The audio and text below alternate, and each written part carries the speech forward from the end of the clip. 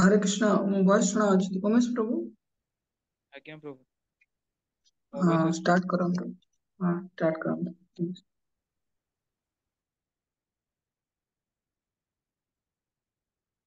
ओम अंजनातिराकाश ज्ञानांजना शलाकया चक्षुरुन्मिलितं तस्मै श्री गुरुते नमो विष्णुपादाय कृष्णपृष्ठाय भूतले श्रीमते भक्तिवेदान्त स्वामिने नाम।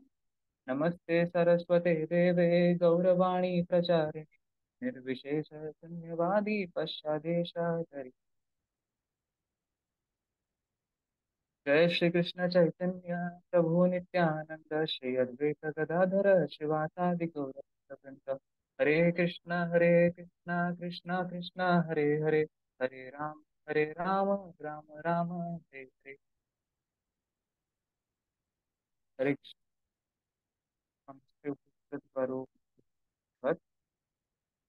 ଆଜି ଆମକୁ ଗୋଟେ ସୁଯୋଗ ଦିଆହେଇଛି କି କୃଷ୍ଣଙ୍କର ଗୋଟେ ପାସ୍ ଟାଇମ୍ ଉପରେ କିଛି କହିବାକୁ। ତ ପାସ୍ ଟାଇମ୍ ଟା ହେଲା କି ହାଉ ମାତା ଯଶୋଦା ବାଇଣ୍ଡ ଲର୍ଡ ଶ୍ରୀକୃଷ୍ଣ। ତ ଆମେ ପାସ୍ ଟାଇମ୍ ବିଷୟରେ ଫାର୍ଷ୍ଟ ଅଫ୍ ଅଲ୍ ଜାଣିବା କଣ ପାଇଁ? କାରଣ ଭଗବତ ଗୀତାରେ ଗୋଟେ ଶ୍ଲୋକ ଅଛି 4.4 ରେ 9 ଶ୍ଲୋକଟା, ଜନ୍ମ କର୍ମ च मे दिव्यम एवं यो वेति तत्वतः त्यक्त्वा देहम पुनर्कर्म मैति मम हेतु सो Arjun. One who knows the transcendental nature of my appearance and activities does not, upon leaving this body, take his birth again in this material world, but attain my eternal abode. O Arjuna। तो कृष्ण एठारे कहउछन्ति कि जे मो पास times मो activities मो appearance को बुझी पार थाए तो ताको आउ थरे जन्म नबा को पड़े नहीं मटेरियल वर्ल्ड से डायरेक्टली गोलोक वृंदावन जाय।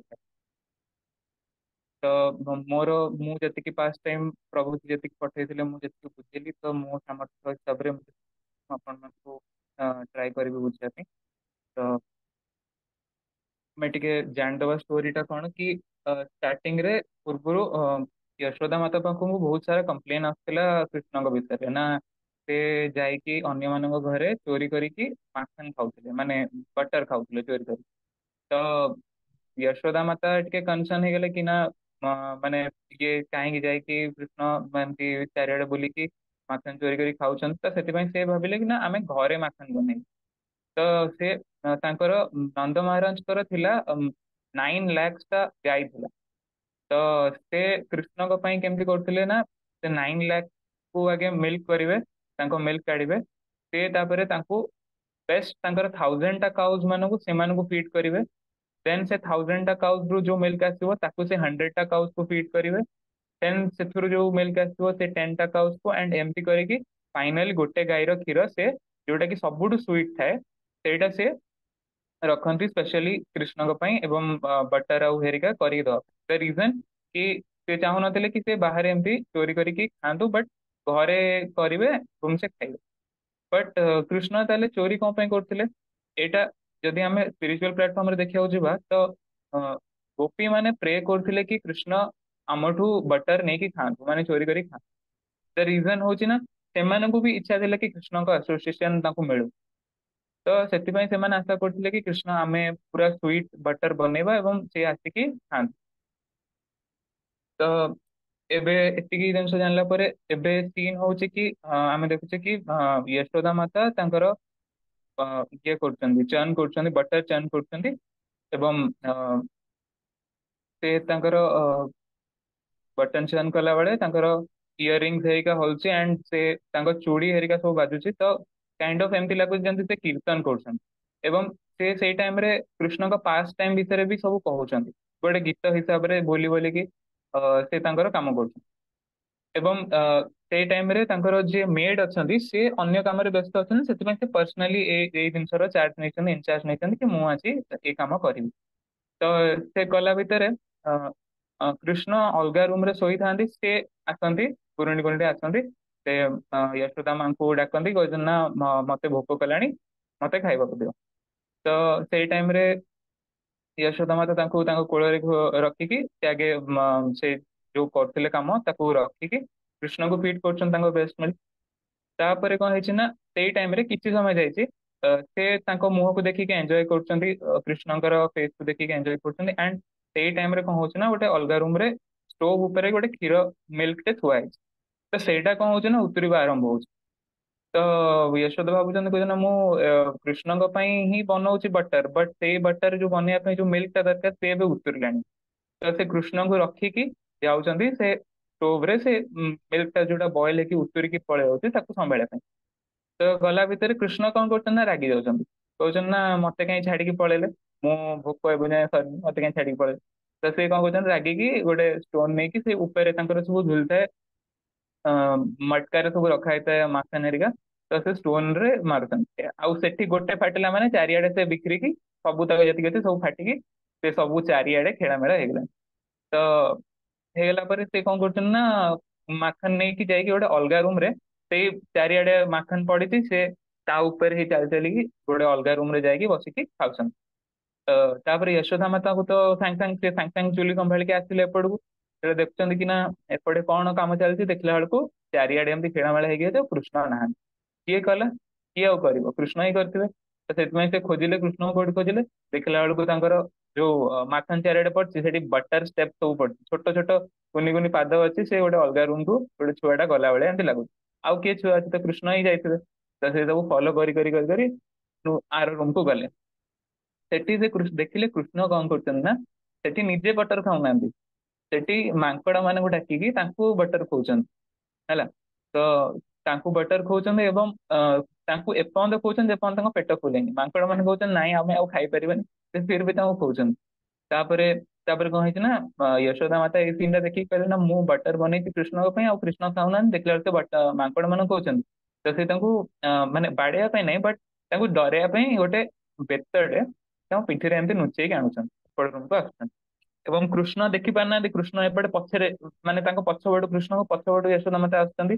ମାଙ୍କଡ ମାନେ କିନ୍ତୁ ଦେଖିଦେଲେ କି ନା ଯଶୋଦା ମାତା ଆସୁଛନ୍ତି, ତ ସେ ଡରିକି ସବୁ ପଳେଇଲେ। ପଳେଇଲା ଯେତେବେଳେ କୃଷ୍ଣ କହିଲେ, ଯେତେବେଳେ ଦେଖିଲେ ପଛରେ ବୁଲିକି ଦେଖିଲା ବେଳକୁ ଯଶୋଦା ମାତା, ସେ ତାପରେ ଦୌଡ଼ିବା ଆରମ୍ଭ କଲେ।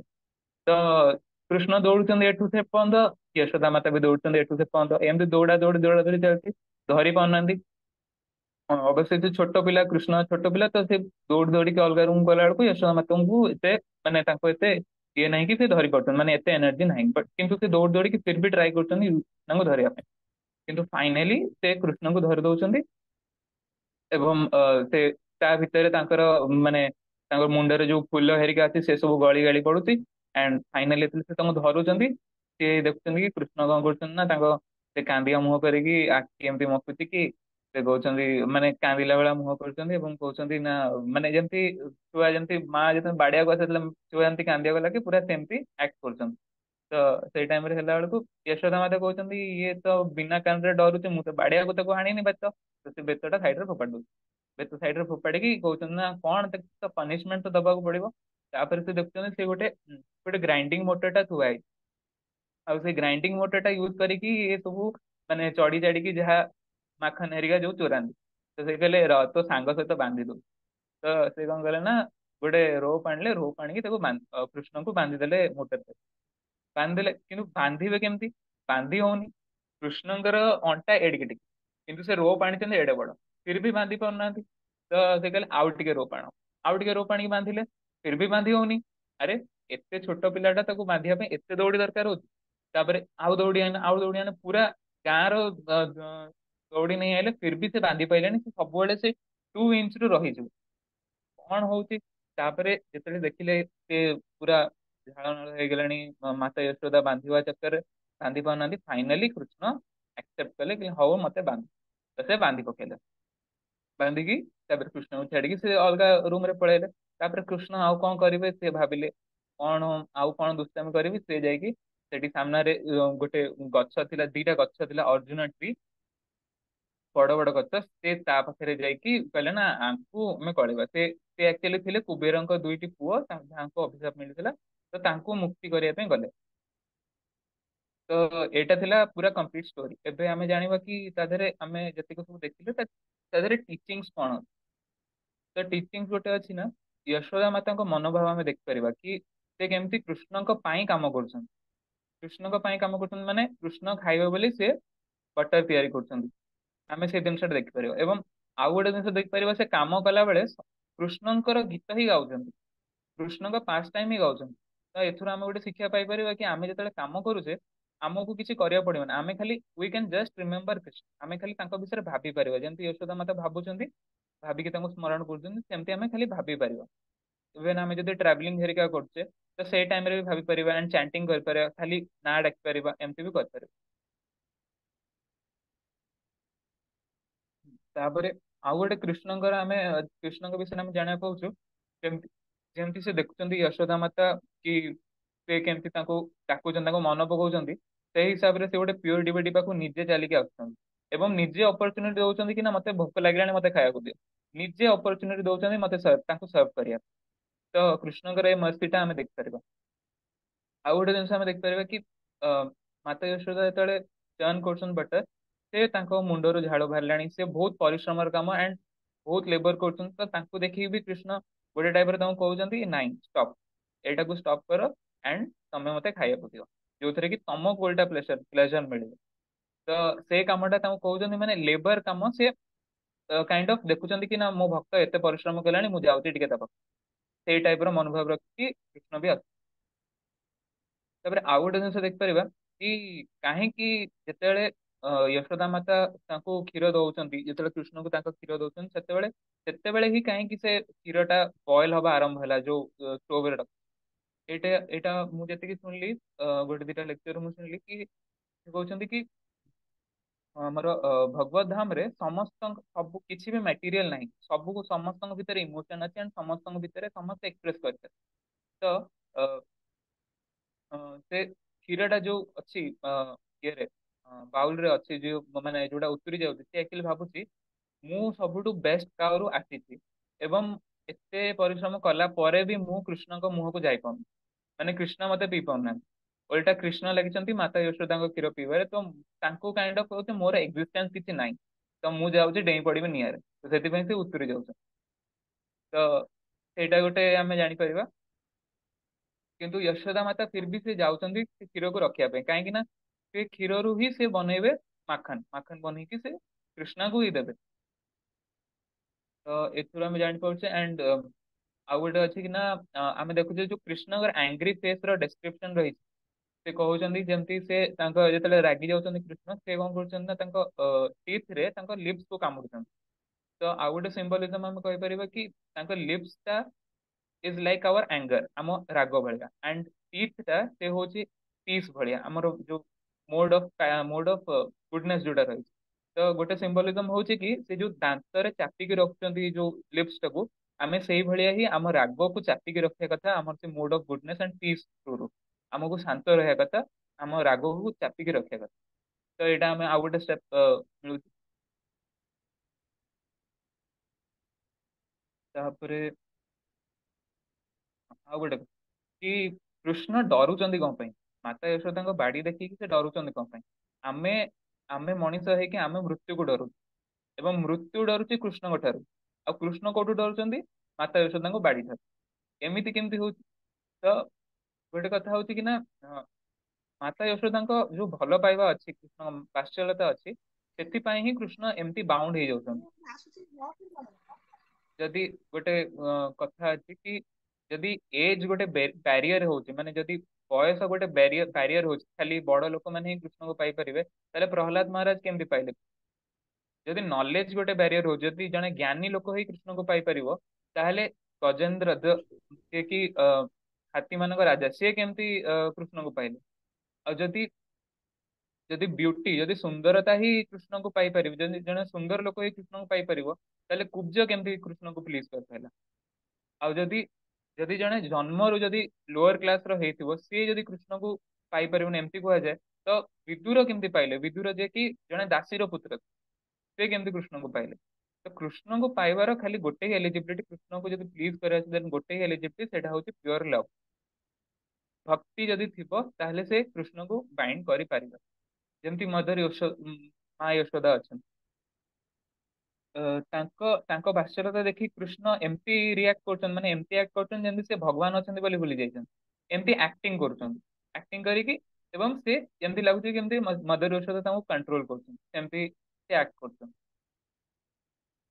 ସେ ମାନେ ଏମିତି ଆକ୍ଟ କରୁଛନ୍ତି କି ଯେ ଯୋଉ ଯିଏ କି ସମସ୍ତ ଏଣ୍ଟାୟାର କ୍ରିଏସନ ସମସ୍ତଙ୍କର ଡିଜାୟାର କୁ ଫୁଲଫିଲ କରେ, କି ତାଙ୍କୁ ଭୋକ ଲାଗିଲାଣି।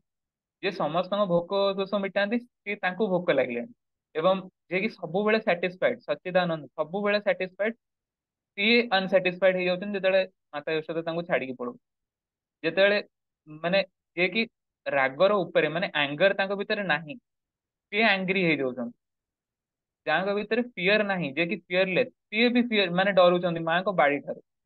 ଏମିତି ତ ଆମେ ଦେଖିପାରିବା କି ଆଉ ଗୋଟେ କଥା ବି ଲେଖା ହେଇଛି କି ଯୋଗୀ ମାନେ ଏତେ ତପସ୍ୟା କରିକି ବି କୃଷ୍ଣଙ୍କୁ ପାଉନାହାନ୍ତି, କିନ୍ତୁ ଯଶୋଦା ମାତାଙ୍କ ଭଳି ବାତ୍ସଲ୍ୟତା ରଖୁଥିବା ଜଣେ ମାତା, ସେ ବି କୃଷ୍ଣଙ୍କୁ ପାଇପାରିବେ।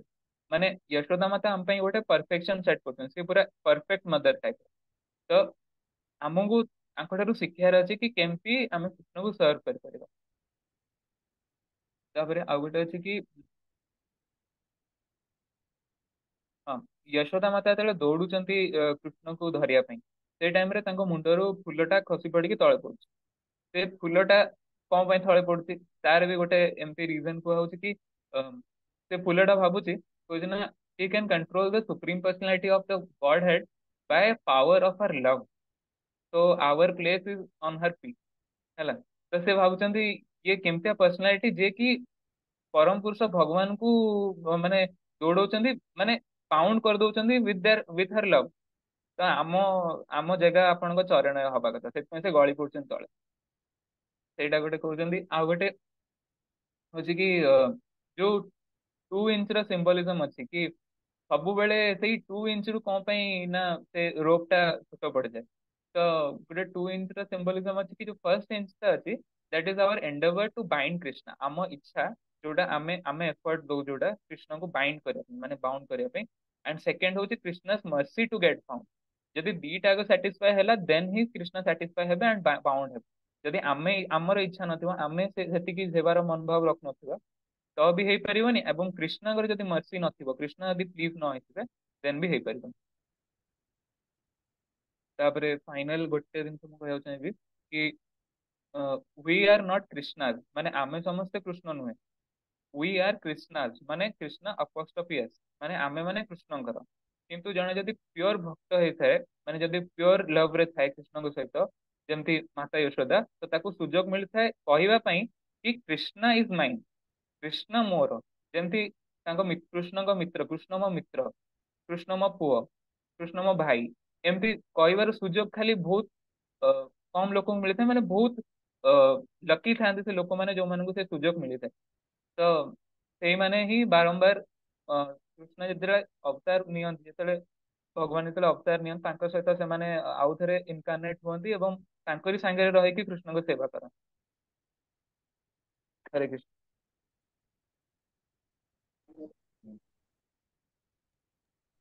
ବହୁତ ସୁନ୍ଦର ପ୍ରଭୁଜୀ ସେୟାର କରିଛନ୍ତି। ଆମେ ଟାଇମ ଅଛି ଆହୁରି 4-5 ମିନିଟ, ତ ଆମେ ଟିକେ ସମସ୍ତ ଅନ୍ୟମାନଙ୍କଠୁ କମେଣ୍ଟ ଶୁଣିବା, କିଏ କଣ ସେୟାର କରିବା ପାଇଁ ଚାହୁଁଛନ୍ତି ପ୍ରଭୁଜୀଙ୍କର ପ୍ରେଜେଣ୍ଟେସନ ଉପରେ। ନୀତିଶ ପ୍ରଭୁ, हरे हरे कृष्ण कृष्ण प्रभु, प्रभु। दंडवत प्रणाम। हम्म, प्रभु जी बहुत सुंदर भाव उपस्थापन कले दामोदर लीला को। मोर बहुत प्रिय है, बहुत प्रिय लगे मत लीला तो। प्रभु जी बहुत सुंदर भाव सरल भाव जहाँ भी सिद्धांत अच्छी, जहाँ भी जानिबार कथा अच्छी, एवं जहाँ भी सुंदर लीला अच्छी, यशोदा माँ बात्सल्यमय प्रेम अच्छी, भगवान कृष्णकर यशोदा माँ प्रति तांकर जो मातृ स्नेह अच्छी, प्रेम अच्छी, तो से सब को प्रभु जी बहुत सुंदर भाव उपस्थापन कले। आउ जो टीचिंग्स अच्छी, जहाँ शिक्षा अच्छी, ଆମ ଆଚାର୍ଯ୍ୟ ମାନେ ତାଙ୍କ ଟୀକା ମାଧ୍ୟମରେ, ପ୍ରଭୁପାଦ ତାଙ୍କର ଶବ୍ଦ ମାଧ୍ୟମରେ, ଆଉ ଶ୍ରୀମଦ୍ ଭାଗବତମରେ ଯାହା ବି ସବୁ ବର୍ଣ୍ଣନା କରାଯାଇଛି, ସେ ସିଦ୍ଧାନ୍ତକୁ ବହୁତ ସୁନ୍ଦର ଭାବରେ ଉପସ୍ଥାପନ କଲେ, ସରଳ ଭାବରେ ଆମ ଭଳି ବଦ୍ଧ ଜୀବ ମାନଙ୍କର ମତ୍ରିକା ଯେମିତି ପ୍ରବେଶ କରିପାରିବ। ପ୍ରଭୁଜୀଙ୍କୁ ବହୁତ ବହୁତ ଧନ୍ୟବାଦ। ମୁଁ 3ଟା ପଏଣ୍ଟ ବହୁତ ସୁନ୍ଦର ପଏଣ୍ଟ ନୋଟିସ କଲି, ଯୋଉଟା କି ମତେ ବହୁତ ବେଶୀ ଭଲ ଲାଗିଲା। ଗୋଟାଏ ପଏଣ୍ଟ ପ୍ରଭୁଜୀ କହିଲେ ଯେ ଯଶୋଦା ମାଙ୍କର କୃଷ୍ଣଙ୍କର ସେବା କରିବା ଲାଗି ତାଙ୍କର ଯୋଉ ମୁଡ ଅଛି, ତ ସେଟା ବହୁତ ସୁନ୍ଦର। ସେଇ ମୁଡକୁ ଆମ ମାନଙ୍କ ଭିତରେ ଡେଭଲପ କରିବା ଆବଶ୍ୟକ, କି ଭଗବାନଙ୍କର ସେବାରେ ଆମେ କୌଣସି ପ୍ରକାର ବି असुविधा रखिबा नहीं, कौन सी प्रकार भी कमी रखिबा नहीं। हमर यथा संभव प्रेम र सहित समर्पण र सहित ଆମେ ଭଗବାନଙ୍କର ସେବା କରିବା, ଭଗବାନଙ୍କର ପୂର୍ଣ୍ଣ ଶରଣାଗତ ହେଇକି। ଦ୍ୱିତୀୟରେ ଗୋଟାଏ କଥା କହିଲେ, ଯଶୋଦାମାଙ୍କ ଗଭାରୁ ସେ ଯୋଉ ଫୁଲ ଖସିବାର କଥା କହିଲେ, ଯେ ଫୁଲର ଭାବ ଅଛି ଯେ ଭଗବାନଙ୍କୁ ମଧ୍ୟ ନିଜ ପ୍ରେମରେ ବାନ୍ଧିବାର ସାମର୍ଥ୍ୟ ରଖିଛି, ତ ଆମେ ସେଇ ଭକ୍ତଙ୍କର ଶରଣ ନେବୁ। ତ ଆମର ସ୍ଥାନ ସେ ଭକ୍ତଙ୍କର ଚରଣରେ। ତ ସବୁବେଳେ ଆମକୁ ସାଧୁ ସନ୍ଥଙ୍କର, ଆଚାର୍ଯ୍ୟଙ୍କର, ବୈଷ୍ଣବ ମାନଙ୍କର ଶ୍ରୀ ଚରଣରେ ଆଶ୍ରିତ ହେବାର ଅଛି। ତାଙ୍କ ଥ୍ରୁରେ ହିଁ ଆମେ ଭଗବାନଙ୍କର ପରମ ପ୍ରେମ ସେବାକୁ ପ୍ରାପ୍ତ କରିପାରିବା। ଦୁଇରେ ତିନିରେ ଆଉ ଗୋଟେ ପଏଣ୍ଟ ବହୁତ ସୁନ୍ଦର ଲାଗିଲା, ଯେ କୃଷ୍ଣ ବି ଦେଖନ୍ତି ଆମ ଏଫର୍ଟକୁ। ଯଦି ଆମେ ସେତିକି ସିନସିୟର ଅଛେ ଆମ ଗୁରୁ ପରମ୍ପରା ପ୍ରତି, ଆମ ଶାସ୍ତ୍ର ପ୍ରତି, ସାଧୁ ମାନଙ୍କ ପ୍ରତି ଯଦି ସେତିକି ସେବା ନିଷ୍ଠ ଅଛେ, ତ କୃଷ୍ଣ ବି ଆମର ସେବାକୁ ଲକ୍ଷ୍ୟ କରନ୍ତି ଏବଂ ଆମ ସେବା ପ୍ରତି ସେ ସଦୟ ହୋଇକି ଆମକୁ ନିଜ ଶ୍ରୀ ଚରଣରେ ସ୍ୱୀକାର କରନ୍ତି। ଧନ୍ୟବାଦ ପ୍ରଭୁଜୀ, ବହୁତ ସୁନ୍ଦର ସୁନ୍ଦର କଥା ଆପଣ ସେୟାର କଲେ। ଆଶା କଲି ହରେ କୃଷ୍ଣ କଣ୍ଡକ୍ଟର। ମୁଁ ଭାବୁଛି ସମସ୍ତଙ୍କ ଉତ୍ସାହ ଦେଖିକି ଆମେ ସ୍ପେସିଫିକ ଟପିକ ଉପରେ ବହୁତ ଗୁଡା ସେମିନାର କରିପାରିବା। ପ୍ରଭୁ ଯୀ ସୁନ୍ଦର ଭାବରେ ଗୋଟେ ପରେ ଗୋଟେ ଟିଚିଙ୍ଗସ କହି ଚାଲିଲେ ମତେ ଭିତରେ ଭିତରେ ବହୁତ ଆନନ୍ଦ ଲାଗୁଥିଲା କି ଆମ ପାଖରେ ସଫିସିଏଣ୍ଟ ସମୟ ବି ଅଛି, ଆଜି ନୁହେଁ କିନ୍ତୁ ଆମେ ଆଗକୁ ସୁନ୍ଦର ଭାବରେ ପ୍ରଭୁପାଦଙ୍କର ଏଇ ଯୋଉ କୃଷ୍ଣ ବୁକ୍ ର ବିଭିନ୍ନ ସେମିନାର ଦ୍ୱାରା କରିପାରିବା। ଜୟପ୍ରକାଶ ପ୍ରଭୁ, ତମେ କଣ ସେୟାର କର? ଗୋଟେ ଗୋଟେ ଲାଇନ, ଦି ଲାଇନ, ବେଶୀ ନାହିଁ। हरे कृष्ण प्रभु, धन्यवाद हरे कृष्ण। प्रभु जी। मैं प्रभु तो हरे कृष्ण प्रभु, वॉइस क्लियर है तुम्हारा? प्रभु जी उमेश प्रभु जी तो बढ़िया भल भाव बुझेले, पूरा अति सिंपल माने मजाकिया ढंग तो बुझेले, सेटा बुझिବାକୁ ଭଲ ଲାଗିଲା। ଆଉ ତାପରେ ଆମର ଦିଟା କଥା ମତେ ବେଶୀ ଭଲ ଲାଗିଲା, ଯେଟା କି ଆମର ଗୋଟେ ହଉଛି ଆମ ମାନେ ନିଜକୁ କେବେ ମାନେ ଭଗବାନଙ୍କ ସ୍ଥାନକୁ ମାନେ ରଖିବାର ନାହିଁ, ମାନେ ଆମେ ମାନେ ଆମକୁ ନିଜକୁ କେବେ କୃଷ୍ଣ ଭାବିବାର ନାହିଁ, କାରଣ ଆମେ ତାଙ୍କ ଦାସ। ଦାସ ବି ନୁହଁ, ଆମେ ତାଙ୍କର ଦାସ, ମାନେ ଦାସଙ୍କର ଦାସ, ସର୍ଭେଣ୍ଟ ଅଫ ସର୍ଭେଣ୍ଟ। ଆଉ ଗୋଟେ କଥା କହିଲେ କି ଆମର ଯୋଉ କୃଷ୍ଣ ଯେମିତି ତାଙ୍କର ଟିଥ ତଳେ ଓଠକୁ ମାନେ ଚାପି ରଖନ୍ତି, ସେମିତି ଆମ ଆଙ୍ଗରକୁ ଆମେ ହଉଛି ଚାପି ରଖିବା ଉଚିତ। ଏଇଟା ହଉଛି ଏଇ ଦିଟା କଥା ମତେ ବେଶୀ ଭଲ ଲାଗିଲା। ତ ବହୁତ ଓକେ, ବହୁତ ଧନ୍ୟବାଦ। ଅଙ୍କିତା ମାଧାଇ, ତୁମେ ଗୋଟେ ସେୟାର କରିବ ଗୋଟେ ପଏଣ୍ଟ? ଆଉ କିଏ ସେୟାର କରିବ? ହାତ ବି ଟେକି ପାରିବ। ହରେ କୃଷ୍ଣ ପ୍ରଭୁ, ସେ ଉମେଶ ପ୍ରଭୁ ତ ବହୁତ ଭଲ ସେ ବ୍ୟାଖ୍ୟା କଲେ। ଆଉ ସେଥିରେ ଗୋଟେ ଯୋଉ କହିଲେ ଯେ ସେ ଯୋଉ ଗୋଲ ମାନେ କଣ ଗୋଲ ବୃନ୍ଦାବନରେ ସେଠି କିଛି ବି ମାନେ ନର୍ମାଲ ନଥାଏ, ସବୁ କିଛି ମ୍ୟାଟେରିଆଲ ନଥାଏ, ସବୁ ଜିନିଷ ଡିଭାଇନ ଥାଏ। ଯେମିତି କି ସବୁ ପ୍ରକାର ବସ୍ତୁ ମାନେ ପଶୁ ପକ୍ଷୀ ସମସ୍ତେ ମାନେ ତାଙ୍କର ଭାବକୁ ବ୍ୟକ୍ତ କରନ୍ତି। ଯେମିତି ସେ ମାଙ୍କଡ ମାନେ ସେ ଭାବକୁ ବ୍ୟକ୍ତ କଲେ, ଯେମିତି ସେ ଆଗ ଦେଖିକି ପୁରା ଦୌଡିକି ପଳେଇଲେ। ସେପଟେ ଯେମିତି ଗୋଟେ କହିଲେ ଯେ ଗୋଟେ ସେପଟେ କ୍ଷୀର ଉତୁରି ଗଲା, ସେପଟେ କଣ ଫୁଲ ଯେମିତି ଗଭାରୁ ଖସିଗଲା। ସବୁ ଜାଗାରେ ଯେମିତି କିଛି ନା କିଛି ଗୋଟେ ତାର ଗୋଟେ ମିନିଂ ଅଛି, ତାକୁ ଏତେ ଭଲସେ ମାନେ ଡେସକ୍ରାଇବ କଲେ, ସେଟା ବହୁତ ଭଲ ଲାଗିଲା। ଆଉ କାହାର କହିବାର ଅଛି? ଯୋଉମାନଙ୍କ ଭିଡିଓ ଅନ୍ ଅଛି ଆଟଲିଷ୍ଟ ହବ୍ ବାଲା ମୁଁ ପଚାରିବିନି ନା। କେତେ ପ୍ରଭୁପାଦ ତାଙ୍କ ଶିଷ୍ୟ ମାନଙ୍କ ଥରେ ପଚାରିଲେ କି ଭଗବାନ କିଏ? ଯଶୋଦା ମା ଭଗବାନ ନା କୃଷ୍ଣ ଭଗବାନ? ଯଦି କୃଷ୍ଣ ଭଗବାନ, ତାହେଲେ କୃଷ୍ଣ କାହିଁକି ଡରୁଥିଲେ ଯଶୋଦା ମାଙ୍କର ଛଡି ଦେଖିକି? କିମ୍ବା ଯଦି ଯଶୋଦା ମା ଭଗବାନ, ତାହେଲେ ଆମେ କୃଷ୍ଣଙ୍କୁ କାହିଁକି ପୂଜା କରୁଛେ ଭଗବାନ ବୋଲି? ତେଣୁ ପ୍ରଭୁପାଦ କହିଲେ, ନାଉ ୟୁ ୱିଲ୍ ଡିସାଇଡ୍ ଏଭ୍ରିଥିଙ୍ଗ। ତେଣୁ ଏଇଟା ପ୍ରଭୁପାଦଙ୍କର ଆମକୁ ଅସୀମ କୃପା କି ପ୍ରଭୁପାଦ ଏଇ ଇନଫର୍ମେସନ ଆମକୁ ଦେଇଛନ୍ତି କି ପ୍ରଭୁ ଭଗବାନଙ୍କ ବିଷୟରେ ପ୍ରଭୁପାଦ ଯାହା ଦେଖୁଛନ୍ତି, ଯାହା ପ୍ରଭୁପାଦ ଭଗବତ ଧାମରେ ଯାହା ପ୍ରଭୁପାଦଙ୍କର ଏକ୍ସପିରିଏନ୍ସ ଅଛି, ପ୍ରଭୁପାଦ ଖାଲି ଡାଉନଲୋଡ କରିକି ଆମକୁ ଦେଇଛନ୍ତି। କିନ୍ତୁ ଏତେ ସୁନ୍ଦର ବ୍ୟାଖ୍ୟା ପ୍ରଭୁ जी ଆମକୁ ସୁନ୍ଦର ଭାବରେ ପ୍ରଦାନ କରିଛନ୍ତି। କିନ୍ତୁ ଆମକୁ ଜାଣିବାର ଅଛି କି ସେତିକି ଲେଭେଲ ଆମର ବି ନାହିଁ ଆମେ ହୋଲ୍ଡ କରିକି ରଖିବା ପାଇଁ। ତେଣୁ ଆମକୁ ସେତିକି ଭଲ ସୁନ୍ଦର ଭଜନ ସାଧନ କରିବା ଅଛି। ତେଣୁ ଆଗକୁ ଆହୁରି ୟାର ସୁନ୍ଦର ସୁନ୍ଦର ରହସ୍ୟ ବି ଉନ୍ମୋଚନ ହବା, ଯେତେବେଳେ ଆମେ ଦାମୋଦର ଅଷ୍ଟକମ୍ କାର୍ତ୍ତିକ ମାସରେ ଇଏ କରିବା। ପୁରା ମାସ ଯାକ ଆମେ କେବଳ ଏଇ ଲୀଳା ଉପରେ ଆମେ ସମସ୍ତେ ସେୟାର କରିବେ। ଠିକ ଅଛି, ତ ନେକ୍ସଟ ଏବେ ପ୍ରଭୁଜୀଙ୍କୁ ବିଶେଷ ଧନ୍ୟବାଦ ଦେବା ସମସ୍ତେ। हम्म, हरे कृष्ण प्रभु। नेक्स्ट आम स्पीकर थी संजय प्रभु अच्छा आम पाखे। हरे कृष्ण। हरे कृष्ण प्रभु।